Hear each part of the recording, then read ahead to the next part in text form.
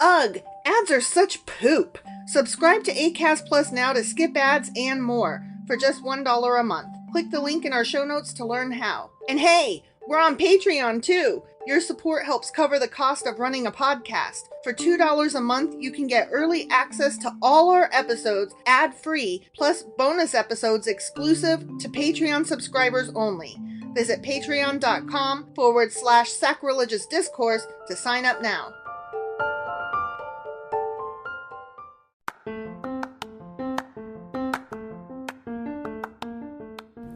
Welcome to Sacrilegious Discourse. I'm husband. And I'm wife. Together, we're reading the Bible for the very first time. We grew up without religion and wanted to know what all the fuss was about. Well, what have we learned so far? That God is a dick, and apparently some people believe in talking donkeys? We're not trying to pass ourselves off as experts. Nope, we're just reading the Bible for the first time and giving our first take reaction. If you'd like to join us in this venture, you might consider starting at episode 1. Otherwise, jump in wherever you like. All right, let's go read the Bible. Yeah, let's get to it. Husband! Wife! Guess what we're doing today? Well, it's not a Saturday, but I guess, no, this isn't the Q&A. No, we're at the end of Esther. Yeah. So this is the wrap-up. It sure as fuck is. Yeah, we're wrapping up Esther. We are wrapping up the book of Esther. I think you said we're learning a little bit about Purim today? Yeah, we are, but it turns out we already know about it. So. Oh, well, there you go. We'll talk a little bit about it specifically, though. Yeah. All right, let's get into this. Okie dokie.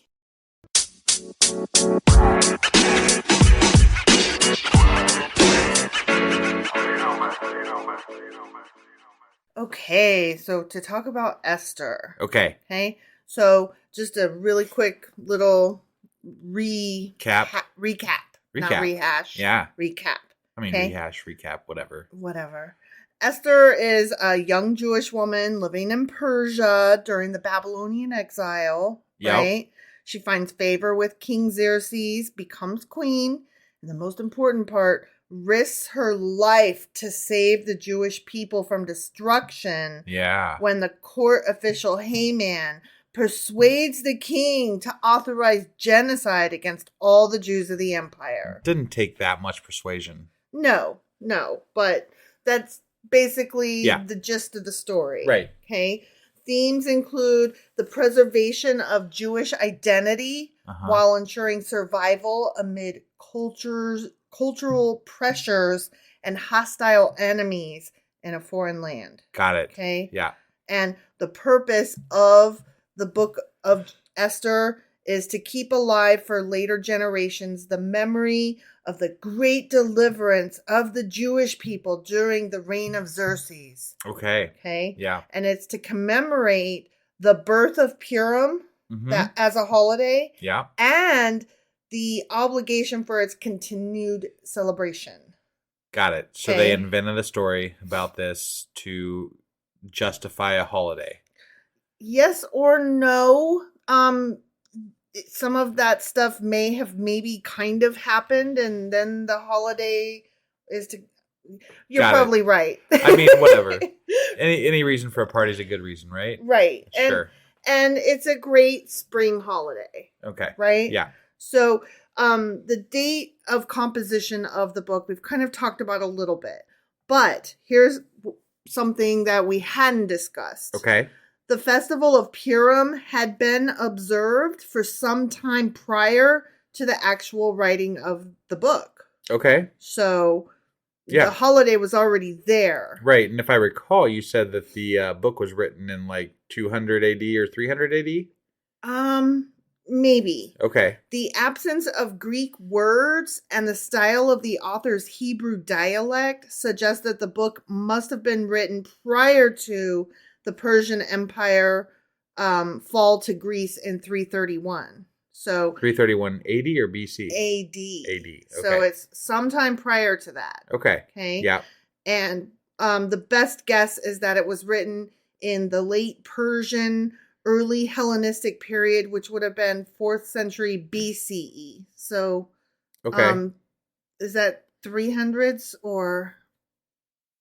Like, what? When you say 4th century BCE, is that 300s or 500s?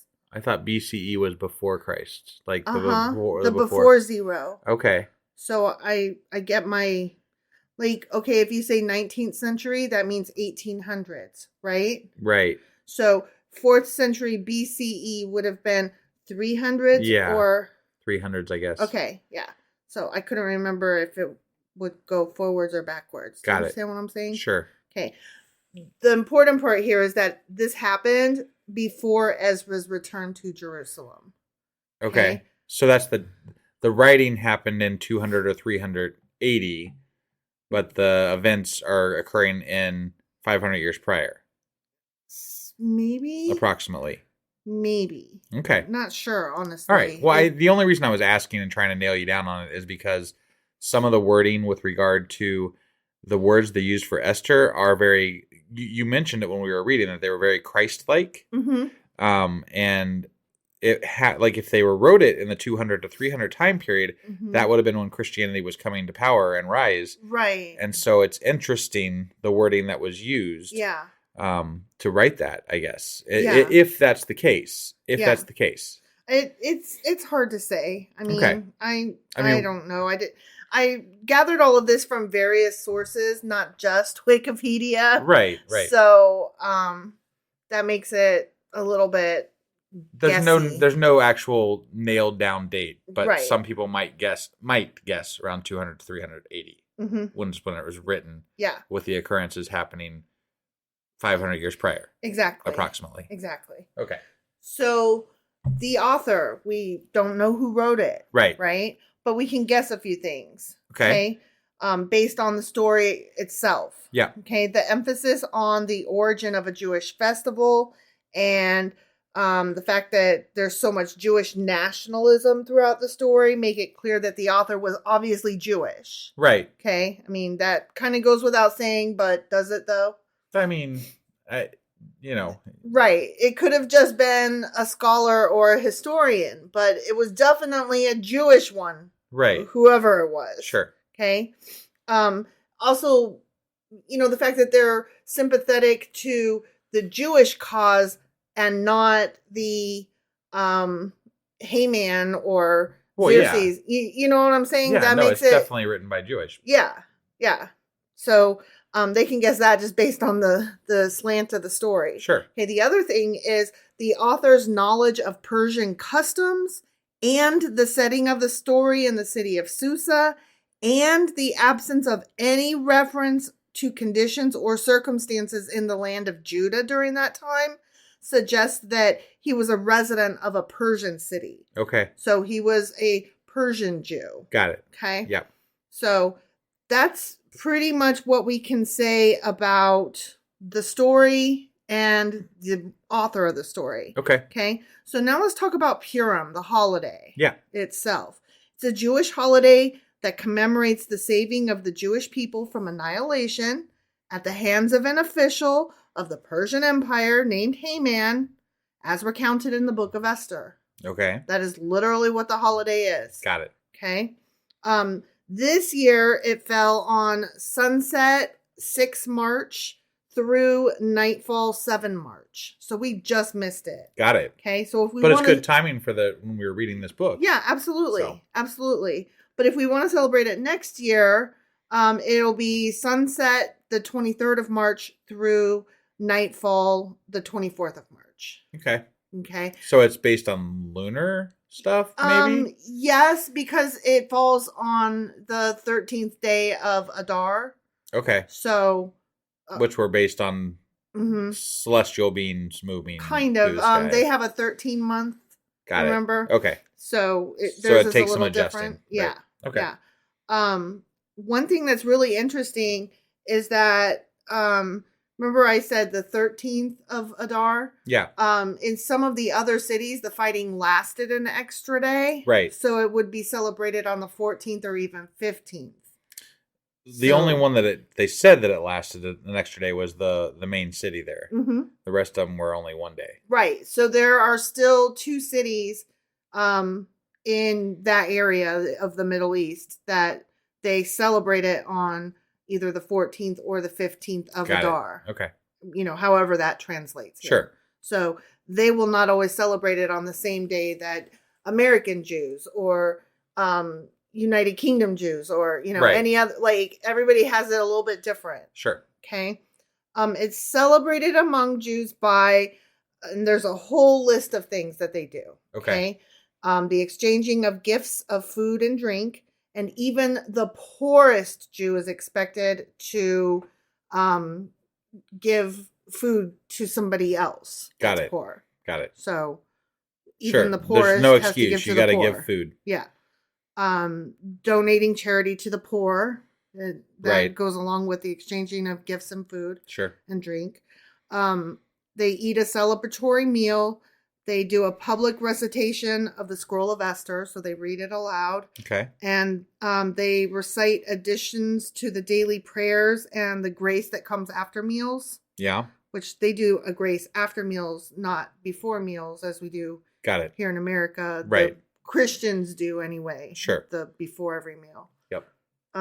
They also wear masks and costumes, and they participate in parades, and they drink wine and other alcoholic beverages. Yeah. And okay, that's just the boring. This is what they do. Okay. Sure. Not that it's boring. Sounds like most holiday. I mean, right, it's a holiday. It's a holiday, and it's in the spring. Right. Okay. Here comes the fun bit. Okay. Ready? I'm ready. When Haman's name is read aloud during the public chanting in the synagogue, his name occurs 54 times, but during the time that his name is pronounced, the congregation will engage in noise making to blot out his name. Now, let's not forget, he's supposed to be a descendant of Amalek. Right. Right? Yeah. And so there's a whole thing of Amalek's name will disappear from history. Right. Not even written on wood or stone. Sure. Right? Yeah. So this is part of that. Got it. Okay. And a custom developed of writing the name of Haman, the offspring of Amalek, on 2 smooth stones and knocking them together until the name is blotted out. Okay. And some will write the name of Haman on the soles of their shoes. And at the mention of his name, they'll stamp their feet as a sign of contempt. Interesting. So that's the fun stuff. Yeah. Okay, now I've got a little bit of sadder stuff just to bring it home and remind us that it's history, but it's also not. Right. It's very current. Okay. Adolf Hitler banned and forbade the observance of Purim. Of course. Which makes sense. I mean, he wouldn't want the Jews to celebrate any holiday, but particularly one where they got to kill other people. Right. Yeah. Right. And found deliverance. Right. Yeah. That one specifically goes against, subjugating them. Yes, exactly. And on Purim in 1942, 10 Jews were hanged to avenge the hanging of Haman's 10 sons.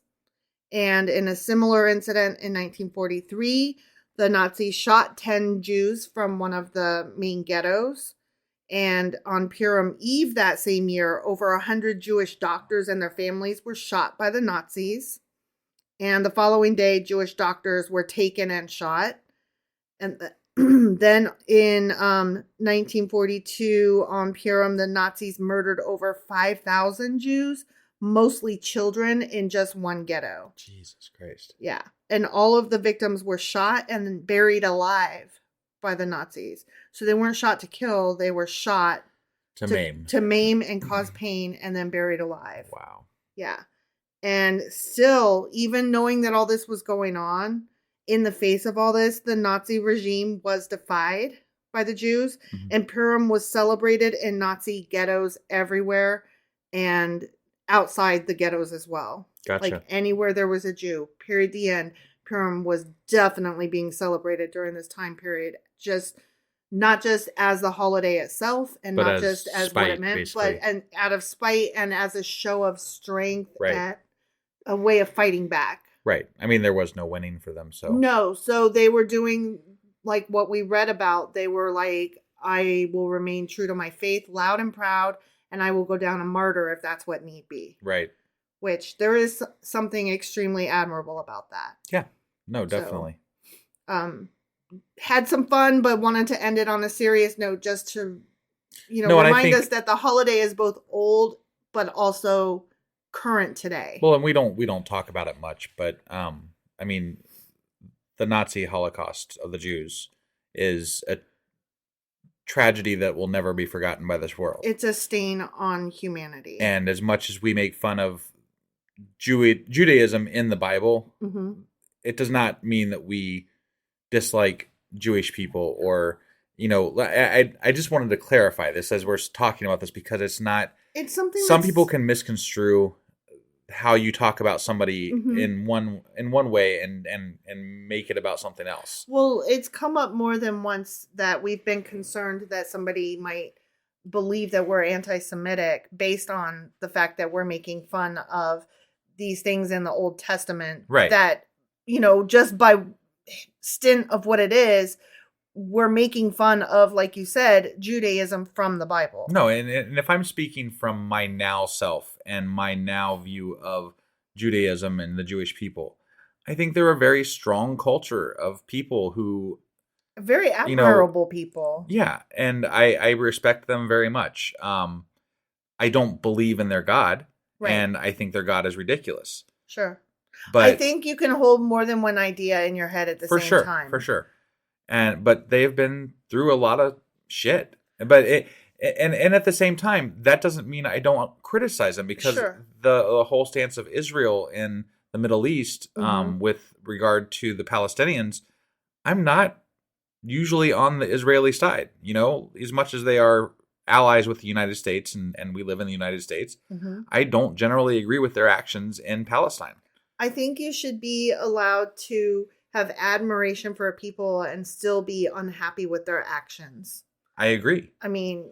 Well, and just because you have admiration for somebody does not mean that you admire everything about that culture and that people. I mean... It means that you can admire the strength of that culture and you can admire people in that culture, but not necessarily the leaders of that culture sometimes. That can be said the same on a one-on-one relationship. We love each other very dearly, and yet we don't think each other is 100% correct. Right. And so if we can say that about two people who are in a long-term relationship, why would we not be able to say it about a larger group of people as a whole? Well, I think the reason I say it is because I think the world forgets sometimes it's okay to criticize people. Yeah. It's okay to criticize as long as you don't hate. Yeah. As long as you don't, I don't know. There's a difference between criticism and hate. And that's the difference that people can't wrap their head around, I think. Yes.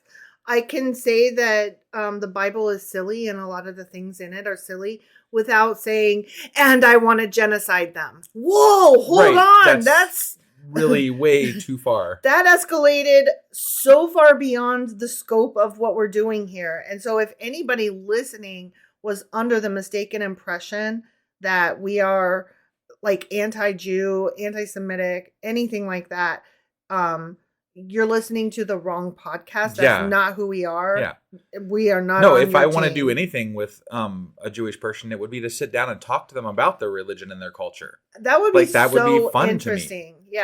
Yeah. And you have to find somebody that's able to have that conversation. Right. But if you do, I think that learning about other people's culture and discussing it with them and asking questions, there's nothing more interesting to me than that. I love it. So, I absolutely love it. Yeah. Anyway, sorry, I just wanted to clarify. Because we're talking about Nazis and the Holocaust and Jews during that time and what they were doing. Right. I just wanted to clarify our stance with regard to that, because some people do take criticism of the Old Testament as anti-Semitic. Right. So and understandably so. I think it bears us reminding ourselves of that every once in a while, of how we might come across, and remind ourselves that, okay, the people then are the same as, but also different from the people today. Right. And, understanding that distinction, but also that similarity, and reminding ourselves of our purpose here, and reminding ourselves of what we want to avoid and stay away from. Yeah, I think our purpose is to have a discussion. Yeah. And we're doing that. Yep. We're having a discussion. And I think in the future, we might continue that discussion with actual people that are in these cultures. And, I would love to do that at some point down the road. That would be excellent. I'm for that plan. Yeah. All right. Well, that was our wrap up for Esther. The book of Esther is done, son. We got one more episode for Esther. It'll be a contradictions episode, which I think we're going to be doing tomorrow. Yep. And then we'll be doing a couple of special episodes, I think, for the book club and the Patreon. Mm-hmm. And then we'll be getting into, do you know what the next book is? Is it Job? I think it's Job. Is it really? I can double check myself here. Okay. And if you need to cut some time here, you can.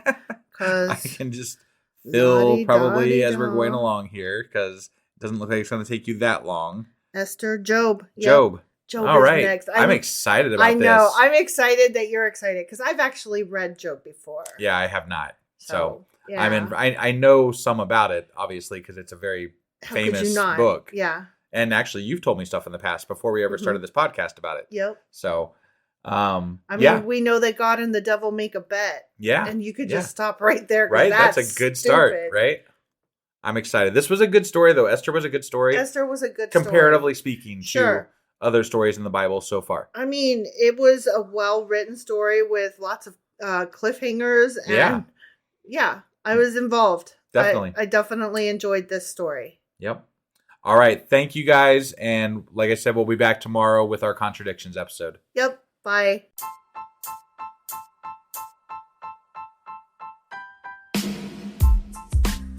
Hey, wife. I guess that's the end?